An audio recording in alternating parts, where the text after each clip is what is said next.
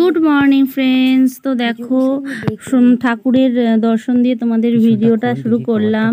আর দেখো আজকে না আমার গ্যাসের ওভেনটা একটু অনেকদিন ধরেই নোংরা হয়েছিল, সেটাকে আজকে একটু ডিপ ক্লিন করছি। আর দেখো স্কচ ব্রাইট আর বাসন মাজার যে সাবান ভিমবার হয় সেটা দিয়েই করছি, আর অন্য কিছু নিইনি। তো এটুকুতেই যেটুকু পরিষ্কার হবে সেটুকুতেই আমার কাজ চলে যাবে। তো অনেকেই তো অনেক কিছু শেয়ার করে, আমি আজকে এটা শেয়ার করলাম তোমাদের সাথে।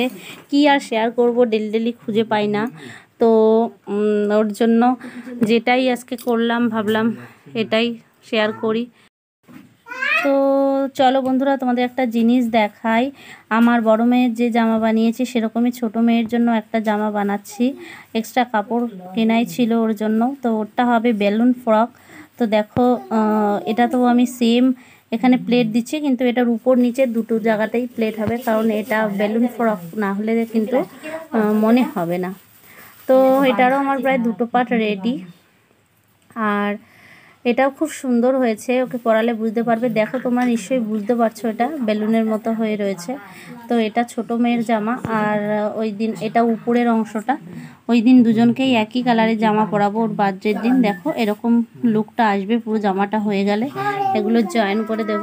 এটা বানানোতে আমার একটা অভিজ্ঞতাও হলো, আমি এই ধরনের জামা কোনোদিন বানাইনি, সেটাও আজকে শিখে গেলাম। তো দেখো তোমাদেরকে বলা হয়নি, আমি আমার শ্বশুরবাড়ি চলে এসেছি, আর আমি সকালে মর্নিং ওয়াকে বেরিয়েছি। আর সেখানেই আমাদের বড় মন্দিরের দৃশ্য এটা। সকালবেলায় মন্দিরটা এরকম দেখতে লাগে, তাই একটু তোমাদের সাথে শেয়ার করলাম। আর রাস্তা প্রায় ফাঁকা। আজকে সকালটা শুরু হলো মর্নিং ওয়াক দিয়ে, আর সেটাই আমি তোমাদের সাথে সবার প্রথমে শেয়ার করে নিলাম। তো আজকে সকালে একটু মর্নিং ওয়াক করতে বেরিয়েছি আমাদেরই রাস্তায়, বাড়ির সামনে মেন রোডে।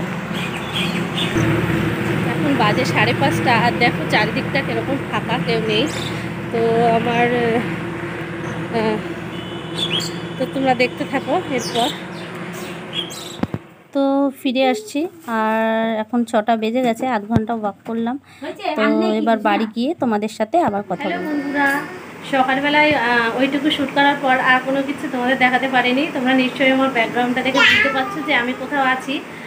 আমি আমার গ্রামের বাড়িতে চলে এসেছি, আর এখানে কিছুদিন থাকবো, বিশ্বকর্মা পুজো পর্যন্ত থাকবো। পুজো অবধি থাকতে পারি, এখনও কোনো কিছু মানে ফাইনাল নয়। আর আমি এখানে এসেছি, আমি এখানে যে ডাক্তারটা দেখাই তার ওষুধে আমার খুব কাজ হয়, আর ওই ডাক্তারটাকে দেখানো একটা উদ্দেশ্য এখানে আসার। তো আজকে ডাক্তারটা দেখালাম, মাস খেতে না কমলে তখন মানে করাতে পরীক্ষাগুলো করাতে। তো পায়ের ব্যথার জন্য মেনলি দেখিয়েছি, হাঁটুতে ব্যথা, এই বয়সে হাঁটুর ব্যথা বুঝুন। তো এখন দুপুরবেলা, আর রান্নাবান্না হয়ে গেছে, খাবো, আর খেয়ে দিয়ে তারপরে বাচ্চাদের খাইয়ে নিজে। তাহলে বন্ধুরা এখন আসি, আবার নতুন একটা ভিডিও নিয়ে হাজির হব। ততক্ষণের জন্য টাটা, বাই বাই, সবাই ভালো থেকো, সুস্থ।